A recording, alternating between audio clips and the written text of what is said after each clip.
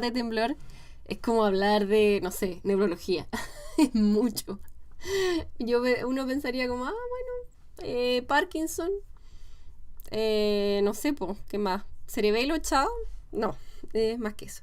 Es un movimiento involuntario, rítmico y oscilatorio, eso lo define semiológicamente, esencialmente, fenomenológicamente. Tiene distintas características que nos ayudan a, valga la redundancia, a caracterizarlo. La frecuencia, qué es lo que lo activa, qué región está involucrada, y las causas van desde lo fisiológico hasta lo no fisiológico y patológico, ¿ya? Que involucran síndromes diagnosticables como el temblor esencial.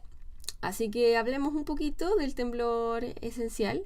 En cuanto a su historia, voy a tratar de hacerlo lo más corto posible, pero en el siglo... ¿Cuál es el siglo del 1819? Siglo XIX. Ya empezaron a describir el temblor esencial como temblor simple esencial, que era aislado, que en el fondo no tenía otros síntomas y que era de la cabeza y las extremidades superiores. Después en 1879 le llamaron temblor idiopático de acción, de 4 extremidades, que alteraba la marcha. Describían que tenía asociación familiar, que es algo que vemos hoy día también en el temblor esencial. En el 86 le llaman temblor hereditario. Observaron también que en la cabecita también podía haber nistagmo, distonía cervical, epilepsia, psicopatía, así que eso se fue como quizás convirtiendo en algo más plus, ¿verdad? Y en el 1941 acuñan también el concepto de esencial, como patrones comunes de movimiento, coexistencia de otros movimientos como hemiespasmo facial, torticalis espasmódica y otras alteraciones. Pero había que excluir el parkinsonismo, ataxia, alteraciones del tono, alteraciones sensitivas para poder hablar de un temblor esencial. Por lo tanto, llevamos harto tiempo intentando dejar como en una sola cajita el temblor esencial, pero se escapan varios conceptos de la definición perfecta por una presentación heterogénea y la asociación con otros síntomas neurológicos muchas veces. Así que pasa mucho tiempo hasta el 2018, donde tenemos un consenso de la Asociación Internacional de estas cosas, que trató como de arreglar estos déficits que había dejado la clasificación del 98, que era básicamente una bolsa de gatos. Mezclaba peras con manzanas porque trataba de hablar al mismo tiempo de temblores en base a su origen, supuesto, ya anatómico como el cerebelo, de acuerdo a su localización anatómica como palatal, ¿no es cierto?, temblor palatino, por la presunta causa como los temblores parkinsonianos y al mismo tiempo por alteraciones clínicas como el famoso temblor del escribiente. Entonces hablaban de muchos ejes de clasificación al mismo tiempo y no era por lo tanto sistemático. En cambio, este consenso del 2018 habla de dos ejes: el clínico, que clasifica el temblor como aislado y combinado respecto a si tiene o no síntomas asociados neurológicos, y también en lo clínico las características, ¿verdad?, de dónde se ubica, qué lo gatilla, la frecuencia, síntomas asociados, alteraciones sistémicas. Y el segundo eje es la etiología, ya sea mutaciones genéticas, patología sistémica o finalmente una alteración que sea idiopático, ya sea heredofamiliar o adquirido, o sea, que no haya ningún patrón familiar. Y por lo tanto se entiende en este consenso el temblor esencial como un síndrome, distinto a una enfermedad, donde el síndrome lo entendemos como aquel que puede tener muchas causas y teniendo también una misma causa distintas formas de temblor esencial. Así que eso viene a solucionar un poco esta historia un tanto accidentada. Ahora también se plantea el diagnóstico o el síndrome de temblor esencial plus, que son los criterios core de ese temblor esencial, que los vamos a ver después, pero con signos que no tienen un significado muy claro y que se le llaman soft signs, ¿ya?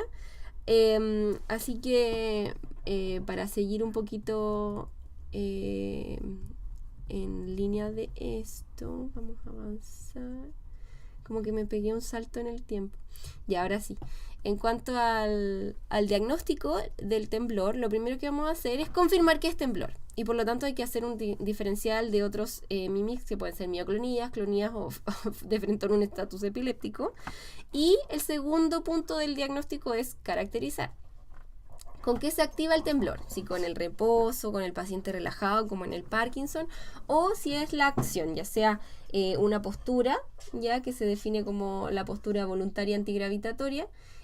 Incluso algunas posturas son una sola postura la que gatilla y es altamente específico la que gatilla el temblor. Y bueno, les voy a recordar también que se suscriban por favor al canal de YouTube si valoran estos videos y todo lo demás. Y si no, también. Y en la acción, además de la postura, el cinético, es decir, durante el movimiento, cuya amplitud, ¿no es cierto?, es constante durante un movimiento completo. Y está el de intención, que va a ir aumentando la amplitud a medida que se acerca a un target que es visual. O sea, al paciente se le dice que, por ejemplo, toque su nariz y toque su dedo, y cuando se acerque al target, que es el dedo, va a aumentar la amplitud. También está la tarea específica como escribir o tocar un instrumento, que puede ser el gatillo. Entonces, en la caracterización, después de qué es lo que lo activa, vamos a ver la distribución, donde qué es lo que le tiembla al paciente básicamente dentro del cuerpo. Y luego la frecuencia y la amplitud, ¿verdad?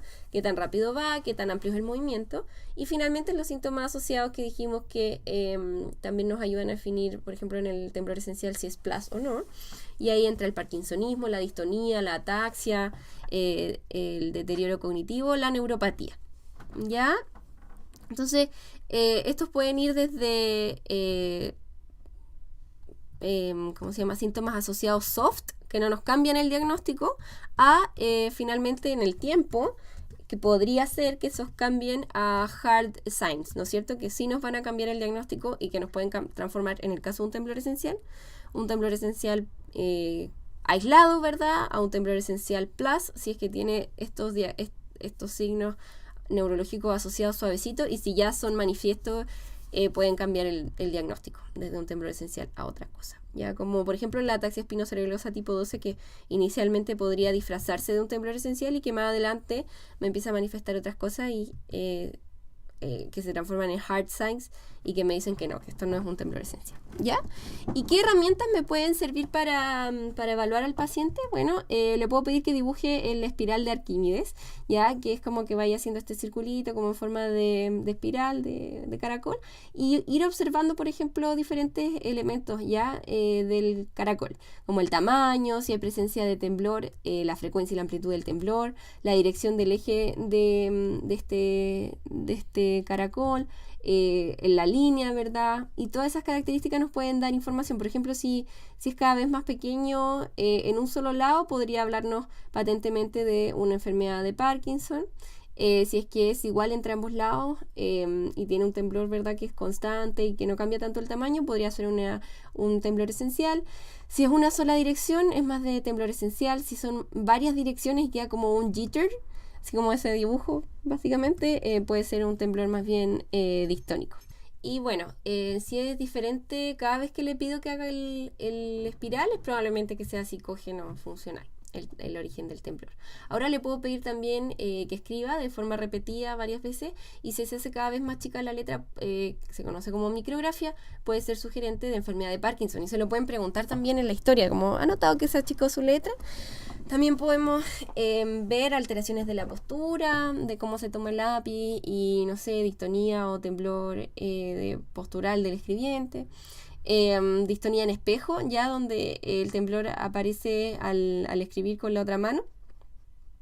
Y le podemos pedir que coloque las manitos debajo de una hoja, y el fisiológico exacerbado se va a ver bastante claro con una hojita encima de las manos. Ahora, el cambio con la distractibilidad, ejercicio mental o matemáticos nos ayuda mucho a distinguir, por ejemplo, un psicogénico de un Parkinson, donde el Parkinson, si yo le pido al paciente que diga los días de la semana hacia atrás, vaya restando 100 menos 7 o qué sé yo, ese esfuerzo hace que se vea más claro el Parkinson, o sea, el temblor, a diferencia de un paciente psicógeno que, como yo lo distraigo, el temblor va a tender a desaparecer o a disminuir con el cálculo mental o distracción. Luego, el examen físico se puede buscar una disartria cándida, una disfonía espasmódica en la voz. En la marcha puedo observar ataxia, una marcha festinante parkinsoniana. En el tono, obviamente, buscar rigidez para apoyar otros elementos del parkinsonismo. En el ojito puedo ver un anillo de Kaiser-Fletcher, etc. ¿Ya? Y en el fondo, otros elementos que vamos a comentar ahora es la clasificación de el temblor en cuanto a los síndromes, que era el eje en cuanto a los ejes del consenso del 2018. Así que partiendo por temblor esencial, se define como un temblor aislado, bilateral de extremidades superiores y de acción, que tiene por lo menos más de 3 años de duración y que no se asocia a temblor de otros lados como cefálico, que se puede asociar o no a temblor de otros lados como de la cabeza, la voz y de las extremidades inferiores, pero que no se asocia ni a distonía, ni a ataxia, ni a parkinsonismo. Entonces esos son criterios básicamente que nos ayudan a excluir. Y la exclusión en el fondo también involucra que si solo tiembla la voz y la cabeza no es temblor esencial. Ya tiene que incluir las extremidades superiores. El temblor ortostático de más de 20 Hz también es de exclusión, y que sea gatillado por tareas específicas también es de exclusión, o que sea de instalación aguda o que vaya aumentando en escalera. Entonces esas son entidades que van a ser distintas del temblor esencial. Pero recordar que si ya está en extremidades superiores de forma bilateral, puede asociarse, puede clasificarse como un temblor esencial, ¿ya? ¿Qué características tiene? Alta frecuencia historia familiar hasta en un 90%. El PIC suele ser a los 20 años cuando es presentación temprana, o a los 60 años en presentación tardía. Luego tenemos el temblor esencial plus, que en el fondo cumple los criterios core, pero pueden tener soft sign, es decir, signos que no lo convierten en otra entidad diagnóstica, como un temblor de reposo pero leve, alteración de la marcha en tándem, alteración leve de la memoria, neuropatía periférica leve, posturas distónicas cuestionables. Eso en sí mismo es cuestionable, o sea, son posturas que son distónicas pero que son sutiles, pero esto da mucha controversia, o sea, es súper subjetivo y no se entiende muy bien la definición, así que sí, me pueden decir qué clase de postura distónica cuestionable es un criterio, ¿ya? Puede ser hasta en un 80% de los casos que sea plus el temblor esencial y que no sea esencial, así que pareciera que el plus podría superar al esencial por sí solo, ¿ya? Podría ser una entidad en sí misma estable que no cambie, o también algunos lo consideran como una etapa de transición, incluso una enfermedad de Parkinson o una distonía, así que hay mucha controversia, no tiene biomarcadores, se ha visto que se asocia a que puede pasar a otras entidades cuando estos signos soft pasan a signos hard, que los transforman en otro diagnóstico, así que es una entidad cuestionable y difícil. Luego tenemos el temblor fisiológico exacerbado, ¿ya? Ya lo habíamos mencionado antes, en el fondo es ese que se ve cuando ponemos la hojita encima de las manos. Es un temblor fisiológico que depende de la mecánica osteomuscular, de la rapidez de los reflejos osteotendíneos, del largo de los reflejos osteotendíneos, del arco en el fondo, y qué es lo que hace que sea exacerbado, que pasa de ser un temblor fisiológico a que sea exacerbado: un aumento de sensibilidad de los reflejos osteotendíneos al estiramiento, y eso puede ser producto de diferentes entidades externas como la tirotoxicosis, la fatiga, la ansiedad. Algunas lesiones sutiles de vías corticoespinales también pueden modificar esos reflejos, ¿ya? ¿Cómo distingo un temblor esencial de un temblor fisiológico exacerbado? El fisiológico exacerbado es más fino, es pequeño, tiene una frecuencia más alta, de hasta 12 Hz, y se puede ver en los deditos y con menos compromiso cefálico, ¿ya? Ahí me equivoqué. En cambio, el temblor esencial es más de muñeca, es más postural, o bien puede ser de intención también, es típicamente postural pero puede ser de intención, y tiene más compromiso cefálico que el fisiológico exacerbado, ¿ya? Como en el fisiológico exacerbado el origen es una alteración de los reflejos, como del arco reflejo, y el reflejo de estiramiento, cuando yo hago que la persona sostenga un peso, dado que el peso genera un estiramiento de los músculos, voy a ver que puede disminuir la frecuencia del temblor con ese peso, y puede aumentar con la técnica esta que les dije del papel en el dorso de las manos. Otros elementos que pueden generar temblor fisiológico exacerbado son fármacos como la amiodarona, antidepresivos tricíclicos, litio y inhibidores de la recaptación de serotonina, algunos antiepilépticos como valproico y lamotrigina, y beta-agonistas como el salbutamol o otros que estimulen la vía simpática. Inmunosupresores como tacrolimus y ciclosporina, y teofilinas de nuevo por la simpático-mimética, ¿ya? Por lo tanto, retirar factores exacerbantes, tratar la tirotoxicosis o los fármacos, retirar esos fármacos van a resolver ese temblor, ¿ya? Sigamos. Dentro de los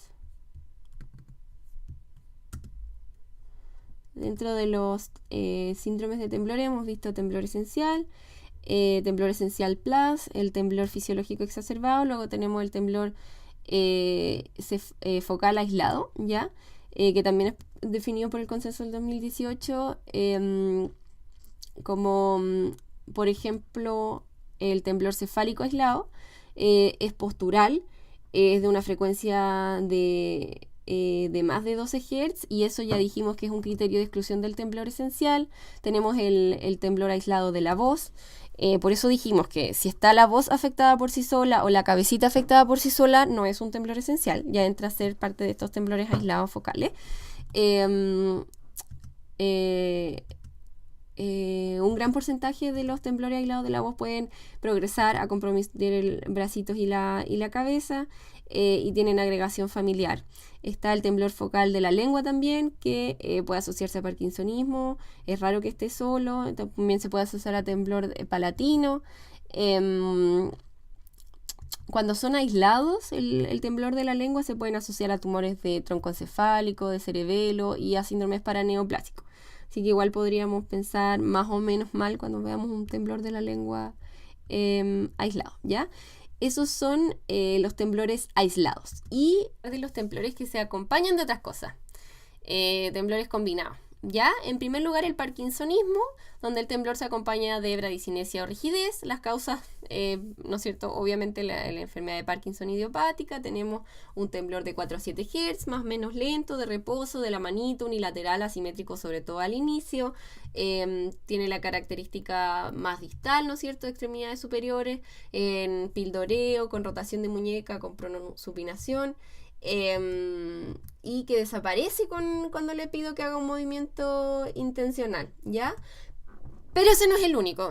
Yo creo que todos pensamos, sí, de reposo. Si no es de reposo, ¿no es Parkinson? Pues bien, el postural también, sobre todo el reemergente, puede ser bien específico de Parkinson. Y es que es igual al del reposo en términos de que el de la amplitud y todo lo que la frecuencia, pero es el que aparece segundos después de adquirir una postura. Entonces le pedimos al paciente que ponga las manitos como mirándose de frente, y ahí puedo ver cómo reemerge y aparece ese temblor. Es bien sensible, pero sobre todo específico para el temblor reemergente para el Parkinson. Tenemos el postural puro, que tiene una frecuencia en Hertz que es un poquito más alta que el de reposo. ¿Y cómo distingo el postural del Parkinson del postural de el temblor esencial? Que sabemos que el temblor esencial va a ser sobre todo postural. Hay varios elementos. Primero, la asimetría. El Parkinson suele ser más asimétrico, se va a acompañar de signos parkinsonianos motores y no motores. Ya, todas las preguntas que le hacemos al paciente, si tiene anosmia, si tiene trastorno conductal, sueño REM, etcétera, vayan a ver el video de Parkinson. Quizás no lo he subido, no lo sé, pido disculpas si no lo he hecho. Luego tenemos el temblor cinético en el Parkinson, también está presente, de baja amplitud y rapidito, de alta frecuencia, así que puede estar presente y se puede parecer harto a un temblor fisiológico exacerbado. Luego tenemos el temblor que se acompaña de distonía o temblor distónico, o temblor que temblor que se acompaña de distonía. Está el temblor distónico propiamente tal, que es un temblor por sobre una postura que era previamente distónica, o sea, en el mismo sitio, en el músculo que es distónico, o sea, o en la región que es distónica como la cabeza, le sumo un temblor, ¿ya?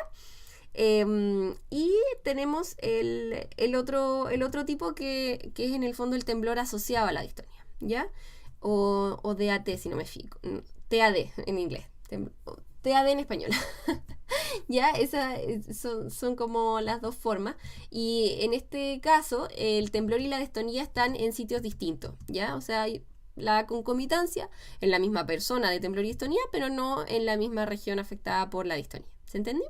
Diagnósticos diferenciales que sean fundamentales aquí: el temblor distónico versus el temblor esencial y el temblor del Parkinson. Bueno, que el distónico no es rítmico puro, por lo tanto, en ese sentido no cumple con la definición de un temblor verdadero, que es rítmico, oscilatorio, en el fondo predecible. El temblor es predecible. El distónico tiene twist, hace como plot twist, tú esperas que haga algo y puede hacer unos jerks, es más impredecible, por lo tanto, ya medio se le llama jerky, no sé bien la palabra en español para eso. Puede generar hipertrofia de los músculos que están sufriendo este fenómeno, y más presencia de dolor, de una sensación como de un tirón en el músculo afectado. Eso nos puede orientar más a un temblor distónico. ¿Dónde sucede? En la cabeza, en los brazos, mandíbula, cara y voz, y menos frecuente en extremidades inferiores. Así que es como más frecuente en la mitad superior del cuerpo el temblor distónico. Está presente cuando el paciente se acuesta, que es algo también que nos puede ayudar a diferenciar, por ejemplo, de un temblor esencial, que debería desaparecer cuando el paciente se acuesta, ¿ya? Entonces, el temblor esencial de la cabecita desaparece al acostarse, y el temblor distónico de la cabecita puede permanecer pese a que yo le pido al paciente que se acueste. El temblor distónico de la voz es como una voz estrangulada, ¿ya? No sé si la imité bien. No he visto suficientes casos como para saber imitar. Algunas pistas, algunas características del temblor distónico son, por ejemplo, el punto nulo. Es una posición que adquiere el paciente donde ya desaparece el temblor. Y también podemos tener el overflow, así como que no me acuerdo la palabra en español, pero que aumenta con el esfuerzo del paciente, y que puede como ir más allá y aparecer en otros lados por sobre el sitio donde inicialmente estaba afectado. Y también el fenómeno en espejo, donde puede aparecer también la distonía en sitio contralateral. Está el truco sensitivo, que también es bien fácil porque el paciente al tocar la zona afectada puede observarse una disminución del temblor distónico. Y hay un interesante overlap de genes, sobre todo, que se comparten entre el temblor esencial y el temblor distónico, sobre todo en el esencial plus, ¿ya?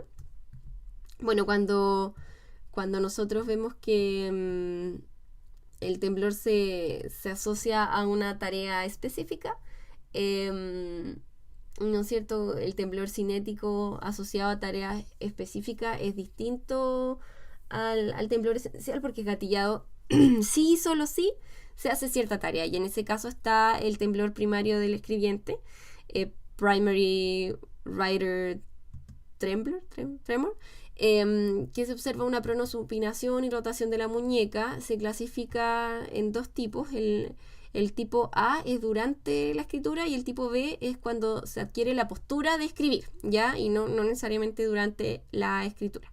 Hay controversia también, porque también hay overlap con la distonía del escribiente, que es se adquiere la distonía cuando el paciente escribe, ¿ya? Pero ¿qué nos apoya a esa controversia? Bueno, o sea, en esa controversia hay elementos que apoyan a que esto sea una variante de temblor esencial, y hay elementos que apoyan a que sea una variante de distonía. Los que apoyan a que sea una variante de temblor esencial es que muchos pacientes con este temblor tienen historia familiar de temblor esencial, es sensible a alcohol, que es una característica del temblor esencial, responde a los mismos fármacos muchas veces, beta bloqueo, como propanolol y primidona, y que no responde al truco sensitivo. Pero también hay otros casos que apoyan a que esto se trate de una distonía. La coexistencia con la distonía en escribiente en algunos pacientes, la historia familiar de distonía, el fenómeno de espejo al escribir con la otra mano, y la respuesta al truco sensitivo en algunos pacientes. Lo que apoya a uno no apoya al otro. Así que controversia. Hay mucha controversia en este tema del temblor, eso me he dado cuenta.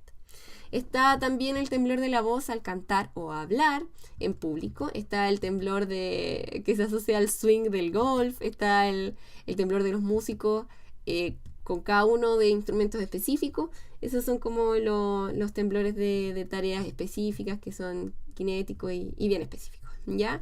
Está el temblor ortostático, que es el Shaky Leg Syndrome.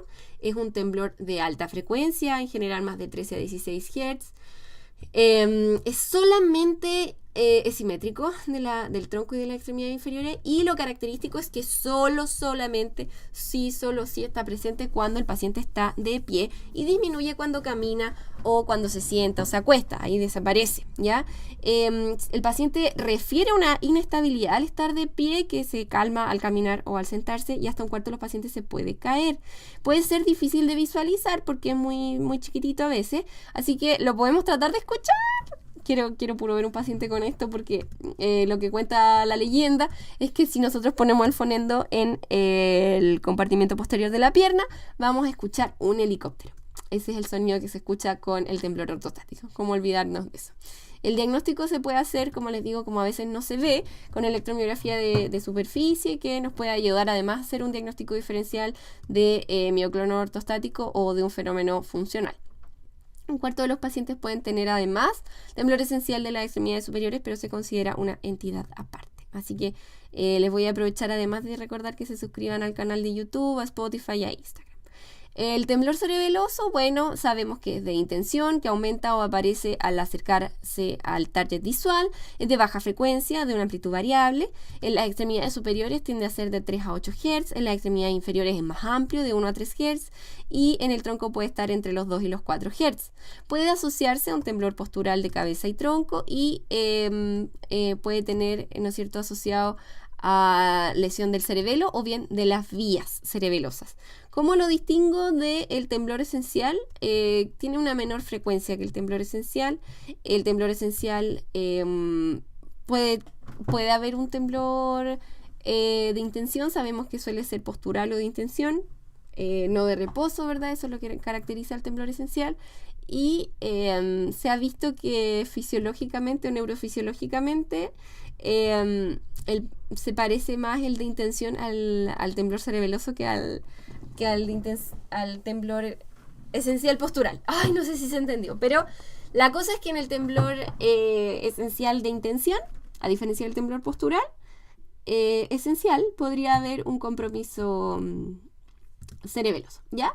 Luego tenemos el temblor de Holmes, que es un temblor rubral mesencefálico proximal en reposo, que aumenta con la postura o con los movimientos. Por lo tanto es súper invalidante porque básicamente abarca todo el espectro, desde que el paciente se mueve, o sea, desde que el paciente está en reposo hasta que se mueve. Entonces, ¿qué miéchica puede hacer el paciente para que se pase? Hay otros temblores que sabemos que son en reposo o son en movimiento, entonces algo puede hacer el paciente o quedarse quieto o moverse para manejarlo, pero el temblor de Holmes tiene esa característica maldita que lo hace muy invalidante, que es estar en todo el espectro de movimiento. Y una frecuencia de 2 a 5 Hz, una amplitud es bien ancho, bien amplio, porque además es proximal, ¿no es cierto? Mientras más distal tiende a ser como, lo que he visto al menos, tiende a ser más estrecho, menos amplitud. Tiene que ver con alteraciones ya sea de tálamo, mesencéfalo, cerebelo, y la estructura afectada es contralateral al lado del temblor. Las causas pueden ser lesiones, pueden ser distintas etiologías que causan lesiones en esas vías, como accidente cerebrovascular, trauma, enfermedades mielinizantes como la esclerosis múltiple, malformaciones vasculares, metástasis y alguna oportunista asociadas, por ejemplo, a VIH.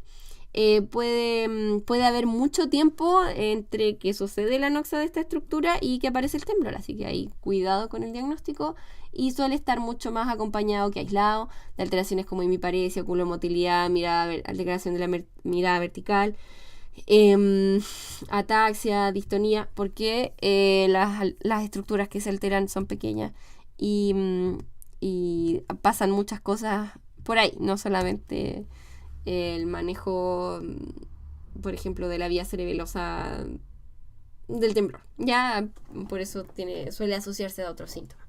¿Cómo lo distingo de la enfermedad de Parkinson? El temblor de Holmes o rubral es de menos de 4 Hz, es proximal. El Parkinson es de 4 a 6 Hz y es más distal y más fino.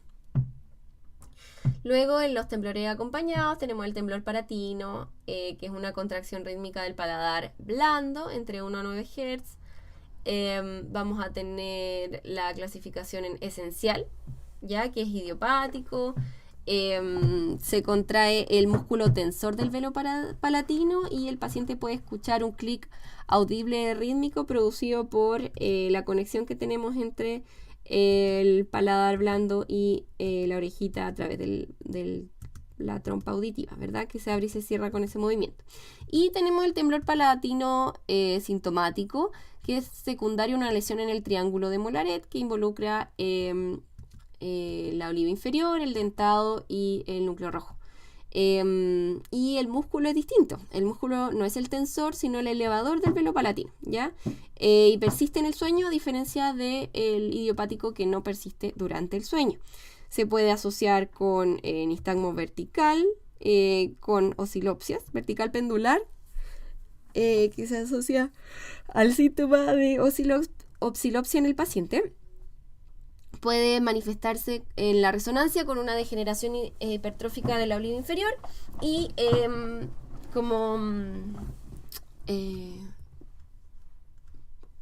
puede ser funcional.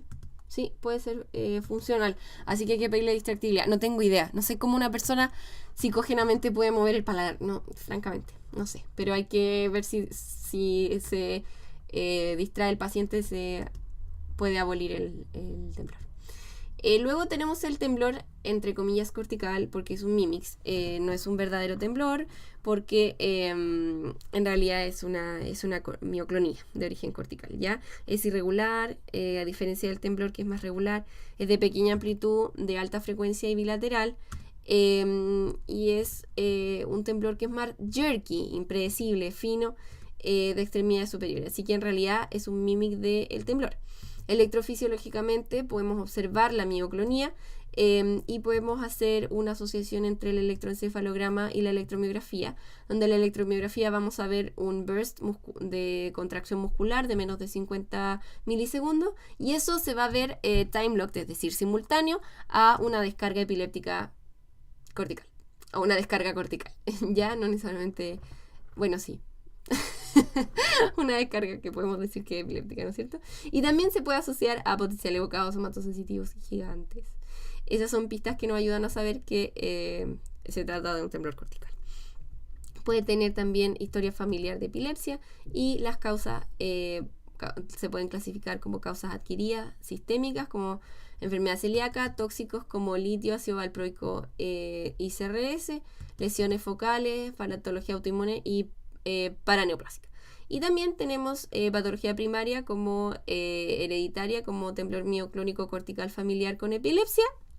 Y eso nos puede explicar ese, entre comillas, temblor, ya que vendría siendo un mimix.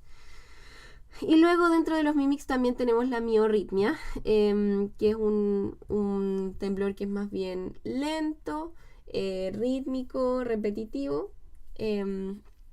de músculos craneales de extremidades, tiene una baja frecuencia, 0,1 a 4 Hz, y no es realmente un temblor, es suave, es oscilatorio. Se observa en la electromiografía un burst de contracción muscular largo, mucho más que los temblores típicos, y eso nos ayuda a distinguirlo del temblor.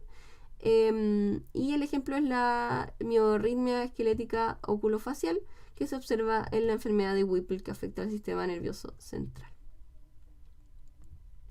Luego tenemos dentro de estos temblores asociados a otras cosas, ¿verdad? Tenemos el temblor asociado a neuropatía. Se puede asociar a enfermedad inflamatoria adquirida como el CIDP o enfermedad hereditaria. El CIDP podemos encontrar anticuerpos como antineurofacina, ¿verdad? Y la patología, y bueno, hay una correlación de esos anticuerpos con la gravedad o el grado del temblor. Y en lo adquirido tenemos el charcomérito, ¿ya? La clínica puede ser un temblor que es postural, que es cinético, de extremidades sobre todo superiores, es más bien leve a moderado, no es muy severo. Se debe a daño en los nervios de las extremidades superiores. Puede asociarse, o sea, debe haber una asociación temporal entre el temblor y la neuropatía, o sea, que aparezca más o menos en la misma ventana de tiempo. Es de 3 a 6 Hz, el 50% de los pacientes puede tener temblor de reposo y puede modificarse con el peso porque también hay un componente del arco reflejo. Ojo, que los pacientes con sarcomeritud se sabe que el cerebelo está bien, así que el origen es más bien, por lo menos, periférico o distinto de cerebelo. ¿Ya? El temblor asociado a la esclerosis múltiple se describía como parte de la tríada de Charcot en la esclerosis múltiple con disartria, nistagmo y temblor. La disartria era como un scant disartria, que no lograron encontrar la traducción al español, pero es una habla lenta, titubeante, monótona. Y el temblor es de intención. Pero el temblor de intención no es el más frecuente descrito en la tríada de Charcot, no es el más frecuente de la esclerosis múltiple. El temblor de la esclerosis múltiple es más bien progresivo, se debe a una alteración en la vía cerebelo-tálamo-corteza, aumenta con la historia de la enfermedad y suele ser postural, más que el de intención, cinético o de intención, o una suma de todo eso, ¿ya? La intensidad se correlaciona con la severidad de la esclerosis múltiple. También hay un temblor asociado a la enfermedad de Wilson, que es esta patología de transportadores de cobre que se acumula en los ganglios basales, aparece entre los 20 a 30 años con alteraciones hepáticas, y podemos ver temblor asociado a parkinsonismo, distonía o ataxia. El temblor en estos casos puede ser de aleteo o de wing beating, que así se llamaba, pero en el fondo de que el paciente como que aletea. El temblor asociado a la ataxia espinocerebelosa, que es una enfermedad genética, puede tener temblor asociado a ataxia de origen cerebeloso, valga la redundancia en el nombre. Diferentes tipos de ataxia pueden tener, espinocerebelosa pueden tener alteraciones de la marcha, mucho más que el temblor, pero es llamativo, importante y a destacar la tipo 12, que el temblor es fundamental, ¿ya? Es una expansión de un gen PPTR2 algo, ¿ya? Y puede aparecer el temblor antes de la ataxia y por lo tanto simular un temblor esencial.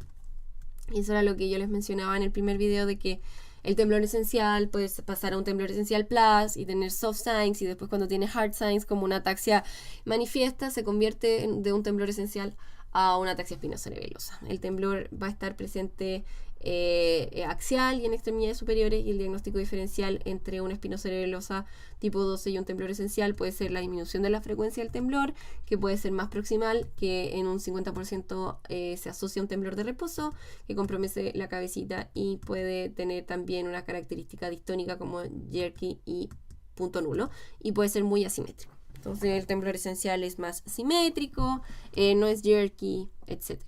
El que se asocia a mutación de X frágil es una patología, el FXTAS, es el síndrome de temblor y ataxia asociada al X frágil. Es una patología genética de aparición más bien tardía, no tan temprana, de repetición de CGG en el gen FMR1. Es el mismo gen, pero es otra mutación, ¿ya? Entonces es el mismo gen que mutado de otra manera nos da este síndrome de temblor-ataxia asociado con cromosoma X frágil. No es como el síndrome de X frágil propiamente tal, el X frágil es otra mutación, ¿ya? Pero el mismo gen afectado nos puede dar, cuando se muta de distintas formas, X frágil o síndrome de ataxia temblor asociado a X frágil. ¿Se entendió? Entonces, se manifiesta en hombres de forma tardía y en mujeres se puede asociar, se presenta con menor frecuencia y de forma leve o con otras manifestaciones como falla ovárica precoz. El largo de la repetición de este CGG puede asociarse con el onset motor, con la disminución de la coeficiente intelectual y la disminución, la atrofia cerebelosa y cerebral. El temblor va a ser postural, kinético y con ataxia, y eso nos ayuda a hacer el diagnóstico diferencial del temblor esencial. Sobre todo la historia familiar, ¿ya? La historia familiar de X frágil o bien de ataxia temblor asociado a X frágil nos puede orientar. Eso con respecto a los temblores asociados a otras cosas. Temblor inducido por fármacos no es raro, es común y es una causa tratable, así que los fármacos pueden tanto iniciar como aumentar, el inicio o el aumento de la dosis de un fármaco puede inducir a la aparición de temblor y puede desaparecer o disminuir mucho si es que nosotros sacamos el fármaco.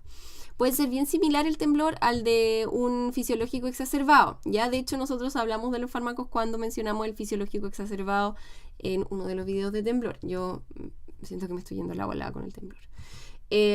Así que es fino, puede ser rápido. Pero también puede simular un parkinsonismo. O puede dar de frente a un parkinsonismo con alteración, con un temblor de reposo y asociarse a bradicinesia. Puede parecerse a un temblor cortical, sobre todo en el uso de litio o de ICRS, ¿ya? ¿Qué fármacos o tóxicos en general nos pueden producir? Bueno, metales como mercurio, plomo, santinas, ¿verdad? Café, metilsantinas, teofilinas, té, inmunosupresores como ciclosporina, tacrolimus, amiodarona, antidepresivos, ICRS, tricíclicos como amitriptilina y el litio, los FAE como valproico y la motrigina, betagonistas como salbutamol y obviamente los inhibidores dopaminérgicos o neurolépticos. Nos pueden dar un síndrome parkinsoniano, nos pueden dar con el tiempo un temblor tardío, ya sea postural de 3 a 5 Hz, asociado o no a temblor de reposo, asociado o no a temblor de intención. Y está el Rabbit Syndrome, dibujé un conejito para que nos acordemos, donde el paciente hace un movimiento de como tipo temblor en el eje axial de la carita fino de 5 Hz en reposo, donde se le mueve como lo de un conejito. Ya la partecita como naso, nariz y boquita. Ya es una variante de parkinsonismo, mejora con el cambio del antipsicótico, o bien se le puede agregar un anticolinérgico, y los antipsicóticos ideales son, bueno, la clozapina es la ideal en parkinsonismo, pero lo que pasa es que la clozapina produce mucha agranulocitosis en hemograma semanal, entonces no se usa. Y luego tenemos como segunda línea la quetiapina, ¿ya? Eso con respecto al temblor por fármacos. Y luego otro temblor importante a mencionar en los síndromes de temblor es el psicógeno o el funcional. Ya tiene un inicio súbito, post lesión o alguna enfermedad, un gatillante más o menos claro. Las características varían, cada vez que lo ves tiene distinta frecuencia, distinta amplitud, cambia de lugar, de localización, puede cambiar mucho con la distracción, con tareas complejas, con la conversación con el paciente puede desaparecer de frentón. La neurofisiología nos permite ver hartos elementos característicos como el fenómeno de coactivación, donde justo antes, como 300 milisegundos antes de que aparezca el temblor clínico visible, como evidente, ¿verdad? Objetivable, nosotros podemos ver una activación simultánea de músculos agonistas y antagonistas. ¿Ya? Entonces ese fenómeno de coactivación me puede decir desde la electromiografía de superficie que es un fenómeno funcional. También está el fenómeno de entrenamiento, donde la frecuencia puede cambiar y acoplarse al movimiento de tapping. Entonces le pido que haga tapping con la mano contralateral y el lado que estaba afectado inicialmente empieza como a coordinarse o a adquirir la coherencia, sincronizarse con el movimiento que yo le enseñé. Eso es el entrenamiento. La distractibilidad que les dije que puede disminuir o desaparecer de frentón, ya sea con tareas mentales, cognitivas, o bien con los movimientos balísticos. Le puede decir que hagas como que tire una pelota con la otra mano y vas a desaparecer. Y como les digo, puede haber harta coherencia entre las diferentes partes del cuerpo, siendo que en temblor esencial o en Parkinson nosotros tenemos ritmos que son independientes entre sí. Ya el dibujo, por ejemplo, de este el Aquiles, se me olvidó, el espiral de Aquiles, así se llama, ¿o no? Arquímedes o Aquiles, no me acuerdo, pero no importa. Bueno, en espiral. Pídale que dibuje un caracol. No me acuerdo en este momento de quién era ese espiral, pero que dibuje un caracol y lo va a dibujar distinto cada vez que lo haga, porque es muy variable y tiene una alta asociación obviamente con patología psiquiátrica. Hasta en un 80% puede haber un trigger previo, una cirugía, una infección, una lesión que lo que lo gatillo, que venga antes de. Y bueno, el paciente se va a quejar mucho más de lo que nosotros vemos. O sea, es mucho más egodistónico de lo que se vería en una patología orgánica. ¿Ya? Entonces, hemos hablado hasta el momento en todos los videos del diagnóstico y vamos a repasar eso. Lo primero es confirmar que es un temblor y que no se trata de un mimix. Luego lo vamos a caracterizar en qué es lo que lo activa, dónde se distribuye, cuáles son la frecuencia y la amplitud, y luego vamos a ver los síntomas asociados. ¿Ya? Luego también vamos a utilizar diferentes herramientas para caracterizarlo. Y finalmente tenemos los estudios complementarios que solamente van a estar indicados en ciertas situaciones.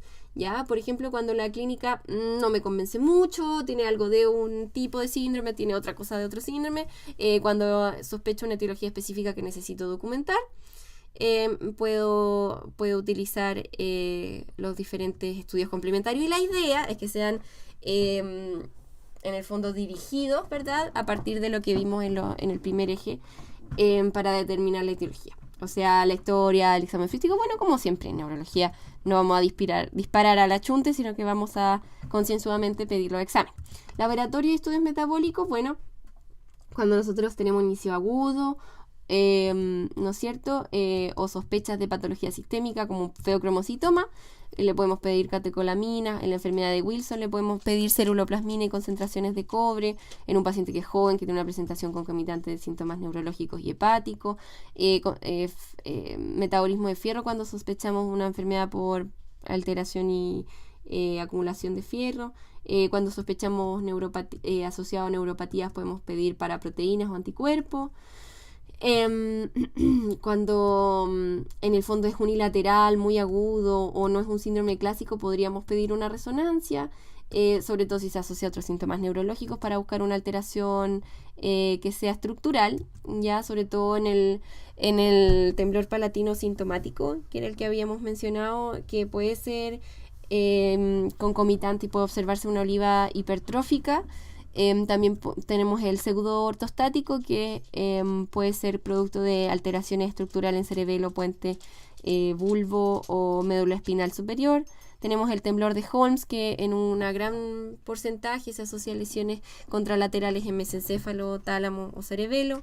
En la enfermedad de Wilson podemos tener evidencia de acumulación de cobre en ganglios basales, patología genética como ataxia y temblor asociado a X frágil. Podemos tener... ¡Uy, se me dio vuelta la tablet! Oh no, esto fue al final. Perdón.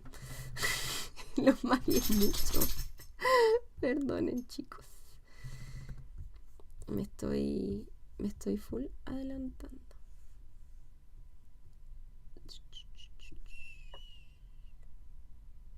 Ahí está.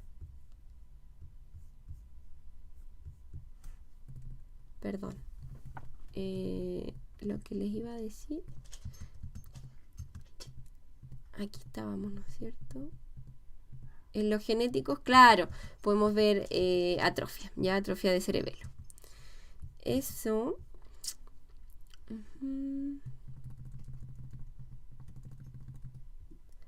Y vamos a continuar con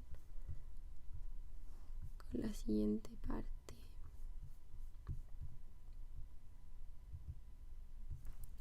Perdonen la pausa, ahí estamos, perdón.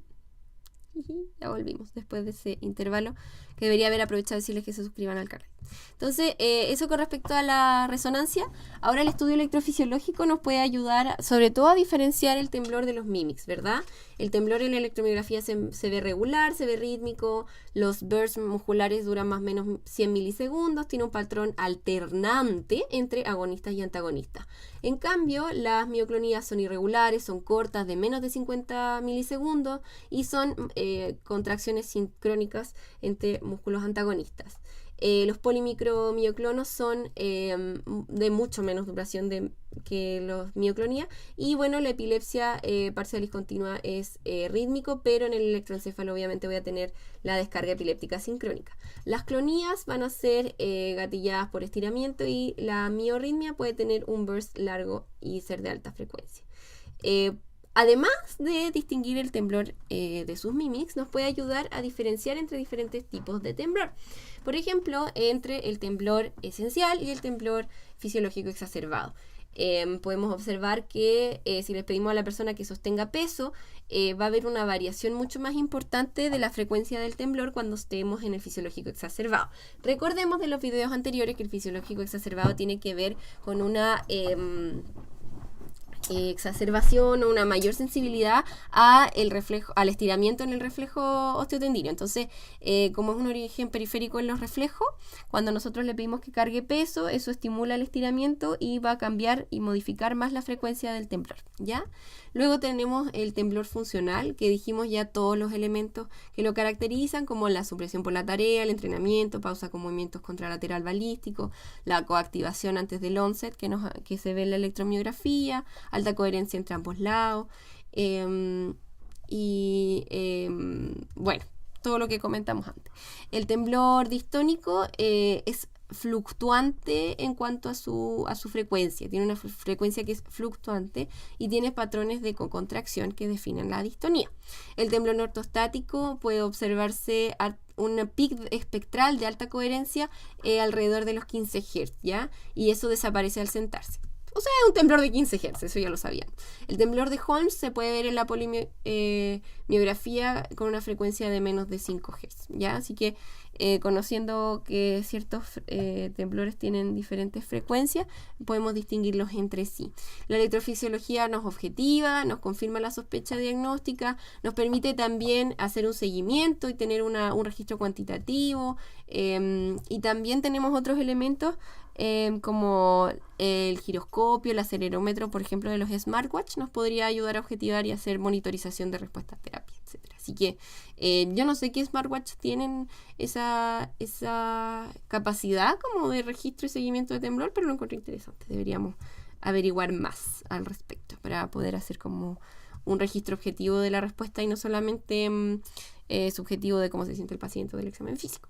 Finalmente, los test genéticos, bueno, solamente si es que tenemos, en qué caso estamos como más tentados a hacer un examen genético cuando el paciente combina el temblor con otras cosas, ¿ya? Cuando la combina, habíamos hecho un video de temblores combinados con otro elemento, ¿no es cierto? Con deterioro intelectual, con patología psiquiátrica, con neuropatías periféricas, podríamos pensar en hacer un test genético, obviamente si es que hay historia familiar. Y dependiendo de lo que esté asociado al temblor en la historia familiar, podemos ir orientando. Si que tenemos temblor con ataxia, obviamente pensar en el fritas, le voy a decir fritas de ahora en adelante, el temblor ataxia, el síndrome de ataxia y temblor asociado a equifragia, los fritas. Buscaríamos mutación en el FMR1. O si no, si tenemos temblor y ataxia, podríamos pensar en ataxia espinocerebelosa, ¿verdad? Luego, si tenemos temblor y distonía, podríamos pensar en mutaciones del DID3, del DID24 o enfermedad de Wilson o Niemann-Pick tipo C, sobre todo. Si tenemos temblor y neuropatía, pensar en Charcot-Marie-Tooth o atrofia espinovulvar, espinovulvar muscular atrophy, no sé cómo se traduce, pero la enfermedad de Kennedy. Y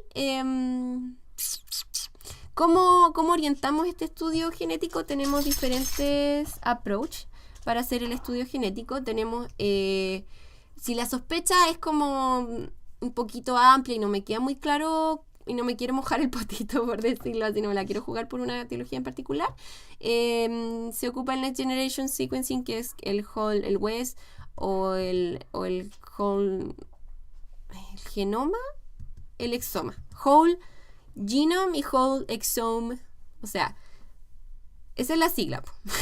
La S es de secuenciación, la G es de genoma, la E es de exoma y la W es de whole. Entonces puede ser whole genome, o sea, todo el genoma, secuenciación de todo el genoma, que sería el WGS, o podría ser el WES si es todo el exoma. ¿Ya?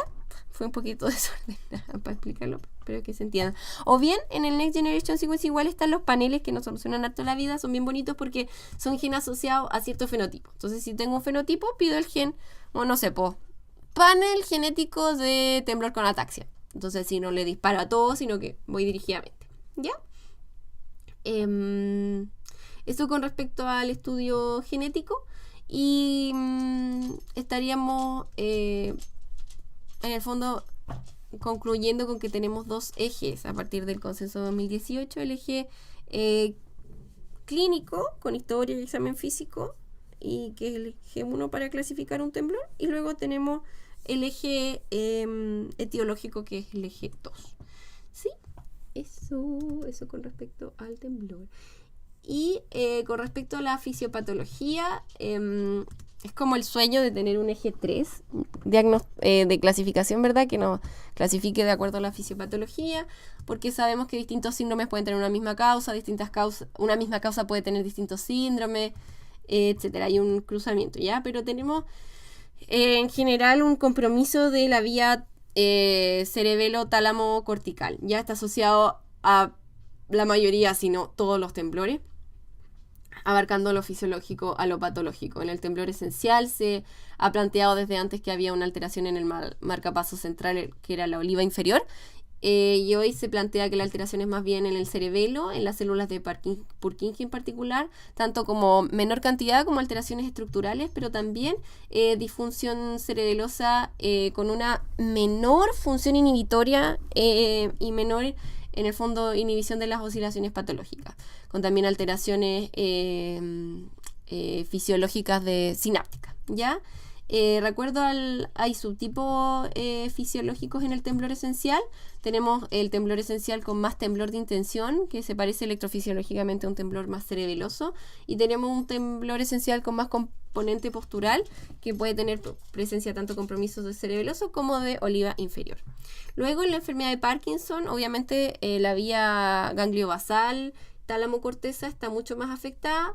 El input periférico es capaz de modular eso, y vemos que los pacientes muchas veces con inputs sensitivos, como cambios en la textura del piso que están caminando, o cuando entran a un espacio pequeño tienen más freezing, qué sé yo, no son indemnes a los estímulos periféricos. Se han hecho estudios con microelectrodos al poner el DBS, que muestran un descaro rítmico a nivel tanto del subnúcleo BIM del tálamo, núcleo subtalámico y globo pálido, con un aumento de diferentes bandas espectrales gamma y beta, ¿ya? Que es el local field potential, que se ve como el poder espectral de estas bandas específicas que conocemos clásicamente en el electroencefalograma, ¿ya? Y una característica bien bonita es que el temblor entre diferentes estructuras, el temblor de la enfermedad de Parkinson no se sincroniza entre sí, entre diferentes estructuras, y eso es bien interesante porque ya habíamos visto que los pacientes con temblor funcional, una característica que nos ayuda a distinguir del psicogénico, donde el temblor en una mano, si le pido que haga en la mano, si tiene temblor en una mano y le pido que con la mano contralateral, con la mano entre comillas sana, haga un movimiento, se va a sincronizar a esa mano, ¿ya? Y se empiezan a sincronizar todas las extremidades entre sí en el psicógeno, pero en el temblor no. Perdón, en el Parkinson no, en el Parkinson están desincronizados. El temblor distónico tiene alteración tanto de la vía ganglio-basal como la vía cerebelo tálamo cortical, y la neurofisiología se parece bastante a una distonía sin temblor, ¿ya? Con menor actividad inhibitoria de médula espinal, troncocefálico y corteza, y en la resonancia magnética alteraciones duales, tanto de ganglios basales como de cerebelo, y por lo tanto hay una hipótesis de target dual a nivel de DBS, ¿ya? Donde de hecho en el DBS se ha visto que quizás no es tan óptimo poner el estimulador en el BIM, sino un poquito más adelante, en el núcleo BOP, que es un poquito más anterior a nivel del tálamo, ¿ya? Y sabemos que hay alteraciones a nivel de globo pálido, y eso genera como el jerky movement de la distonía, a diferencia del temblor, que es más suave en una participación más cerebelosa en el temblor esencial. Luego tenemos la fisiopatología del temblor ortostático, que sería como una alteración de la red central oscilatoria, así es como se llama, como desde un punto de vista fisiopatológico el concepto, donde participa cerebelo, troncoencéfalo, tálamo, corteza primaria y corteza premotora, donde en el fondo funcionan de forma conjunta toda esta estructura cuando uno está de pie y la alteración produce el temblor ortostático. Tenemos el temblor palatino sintomático que se debe a una alteración de la vía dentado olivo-rubral, ¿verdad? O triángulo de Mollaret. Ya hemos mencionado, creo que si esta no es la segunda, es la tercera vez que hablamos de la hipertrofia olivar que se manifiesta en la resonancia. Y esta es de las pocas que logré entender un poquito más la fisiopatología, donde hay una alteración de vías inhibitorias desde el dentado a la oliva inferior, ¿ya? Así que como tenemos menos inhibición de dentado a oliva inferior, tenemos como una degeneración hipertrófica, y eso es lo que podemos ver en la resonancia, y una hiperactivación de la oliva inferior. Y eso distingue un poquito el temblor palatino secundario o sintomático, donde hay una alteración de la función cerebelosa. Lo distingue del temblor palatino esencial o primario, ¿verdad? Que el cerebelo está funcionando de lo más bien. Y luego tenemos el temblor asociado con neuropatía, como por ejemplo la patología desmielinizante, donde hay una exacerbación del reflejo mecánico, una mayor respuesta de los reflejos osteotendíneos, y que hablan de un origen más bien periférico, ¿sí? De la patología. Eso, podemos dejar el tratamiento para el último video, porque no sé si están escuchando, pero yo tengo una perrita que se llama Luz y quiere salir a jugar. Ahí está como haciendo, ella hace como que castañetea los dientes cuando quiere que la saque. ¿Cierto, Luz? ¿Vamos? Creo que es segunda vez que mete ruido en un video.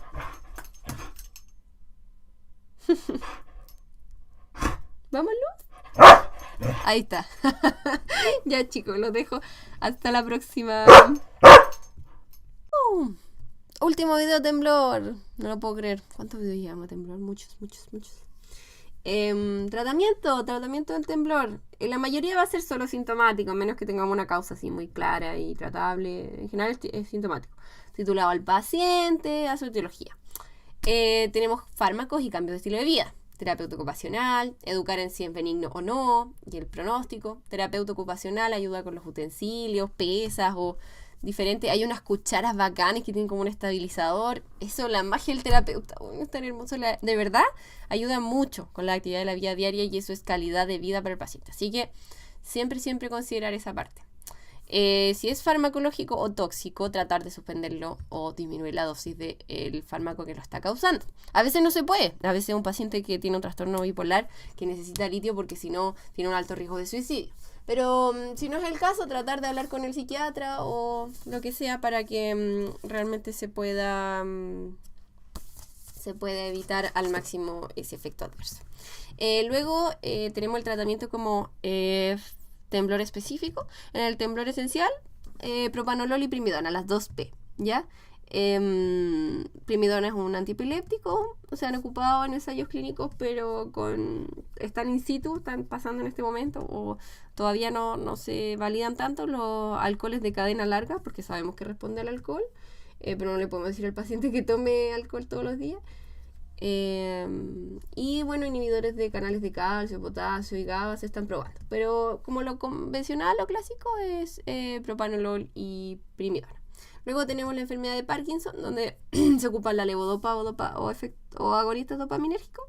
Y bueno, el efecto en el temblor en el Parkinson no es tan bacán como el de la rigidez, que se ve harto, o el de la bradicinesia, que se podría apreciar un poco más que en el temblor. Pero además de los dopaminérgicos, tenemos los inhibidores de acetilcolina, ¿ya? Sobre todo en pacientes jóvenes y que no tengan mucho riesgo de deterioro cognitivo, ¿ya? Porque los pacientes mayores con anticolinérgicos andan peor, porque sabemos que pueden hacer deterioro cognitivo, pero si el paciente tiene mucho temblor y un paciente joven con predominio de temblor, quizás ahí los anticolinérgicos como el Tonaril podrían ser efectivos. La apomorfina en VIC podría ayudar, o la clozapina. Y en patologías un poco más raras, más específicas, por ejemplo los temblores asociados a neuropatía, se ha planteado beta bloqueadores o clonazepam. El temblor cerebeloso hay poco que tenga eficacia, así que cuando nada es eficaz, prueben todo. En temblor de la esclerosis múltiple también no hay mucho que demuestre beneficio. Así que ahí probar. En el temblor ortostático, gabapentina y clonazepam se ha visto que sirve. Y quizás levodopa un poco. En el temblor de Holmes o Rublar, ¿verdad? Se puede intentar algunas cosas. Ya a eso me refiero con tratar, pero con poca evidencia, ¿sí? Como con más reportes de casos. Se ha usado trixifenidil o clonazepam, levodopa, pero son reportes de casos. No hay algo validado. En el temblor cortical, como en realidad es una mioclonía, no es un temblor real, se ocupan los fármacos antiepilépticos. Y la toxina botulínica puede servir sobre todo en los casos focales, porque ahí yo puedo tener un músculo al cual ir a trabajar, ir a poner la toxina. En cabeza, mandíbula, disfonía o mentón puede servir. Y en la temblor esencial de la manito, la eficacia es bien modesta y es más el efecto adverso, ¿eh? Puede generar mucha debilidad que empeore la actividad de la vida diaria, entonces igual es como cuestionable. En el temblor esencial sirve más como, sobre todo en distonía, en temblores distónicos. Tiene eficacia en el temblor primario del escribiente, es de elección en las distonías cefálicas y la electromiografía nos permite también ver qué músculo se podría beneficiar de la inyección. Ahora, en segunda línea, cuando fallaron todas las cosas de primera línea que mencionamos, está la cirugía como el DBS. Ya hicimos un video de DBS, así que están invitadísimos a verlo. Es bien eficaz, ya sirve harto, está dentro, como les digo, de lo quirúrgico o de la terapia ya de segunda línea. Tanto en temblor esencial como en Parkinson puede disminuir harto el temblor. En el temblor esencial plus también. Podría servir también en otros como la esclerosis múltiple o el Holmes, que sabemos que el fármaco quizás no nos va a servir tanto. El target es sobre todo el BIM. El núcleo BIM del tálamo es como bien específico para el temblor, y en el temblor distónico es más ubicado un poquito más anterior, si no me equivoco, entre el BIM y el BOP, que son subnúcleos del tálamo. ¿Qué más? Bueno, dentro de las terapias de segunda línea está la terapia no invasiva, que es el HIFU o terapia con ultrasonía focal, que es una terapia ablativa, que es guiado por resonancia y que en el fondo consiste en la ablación del subnúcleo BIM del tálamo. Pero la terapia ablativa también se puede hacer con radiofrecuencia para lograr la talamotomía a través de esa vía, ¿ya?